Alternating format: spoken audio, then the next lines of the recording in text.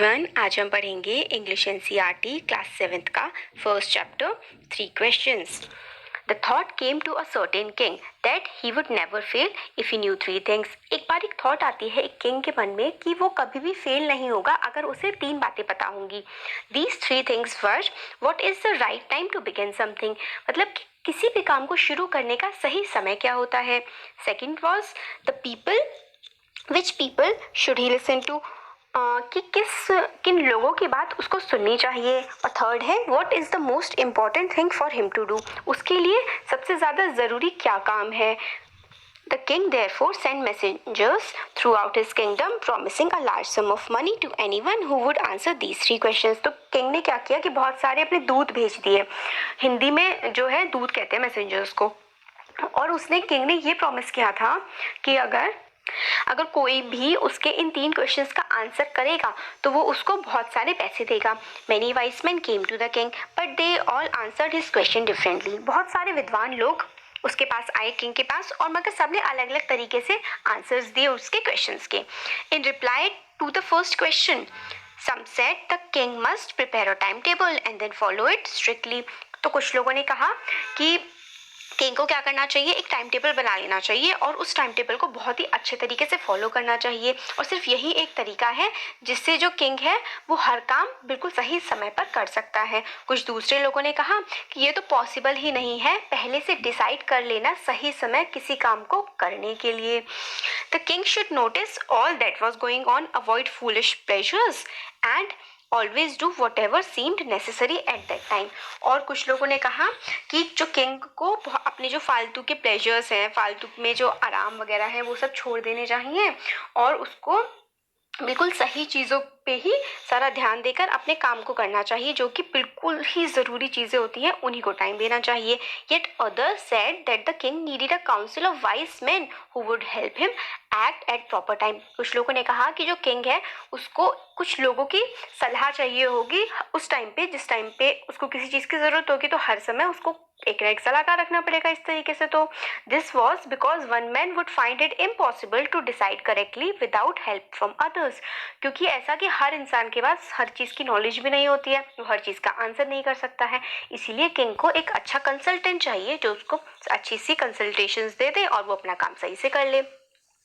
But then others said that there were some things which could be urgent. फिर मगर इसको counter करने के लिए कि हर समय उसको एक काउंसिल चाहिए, कुछ लोग चाहिए एडवाइस के लिए, इसको काउंटर इसको अगेंस्ट में जाने के लिए कुछ लोगों ने कहा कि हर समय तो भाई आपके पास काउंसिल रह नहीं सकती, कुछ अर्जेंट मैटर्स भी होते हैं जिनका आपको बिल्कुल तुरंत ही सोल्यूशन चाहिए होता है. तब क्या होगा.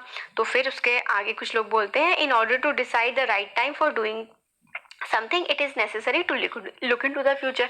तो फिर अब एक और नया सजेशन आता है कि अगर आपको कोई काम करना है और वो बिल्कुल अर्जेंट है, पता करना है कि क्या सही है क्या गलत है, तो आपको पहले से फ्यूचर पता होना चाहिए, आपका भविष्य आपको पता होना चाहिए. और भविष्य कौन बताते हैं, इनके अकॉर्डिंग मजिशियंस बताते हैं.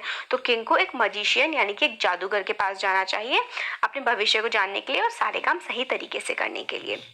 ये सारी जो एडवाइजेस थी ये थी फर्स्ट क्वेश्चन के लिए. और फर्स्ट क्वेश्चन क्या था, फर्स्ट क्वेश्चन था कि किसी भी काम को करने का सही समय क्या है. अब सेकंड क्वेश्चन है मतलब अगर राजा को सारे काम सही तरीके से करने हैं तो उनको किस किस की बातें सुननी चाहिए, किन लोगों की बात सुननी चाहिए. तो सेकंड क्वेश्चन के जो आंसर आते हैं वो भी काफ़ी ज़्यादा अलग अलग आते हैं.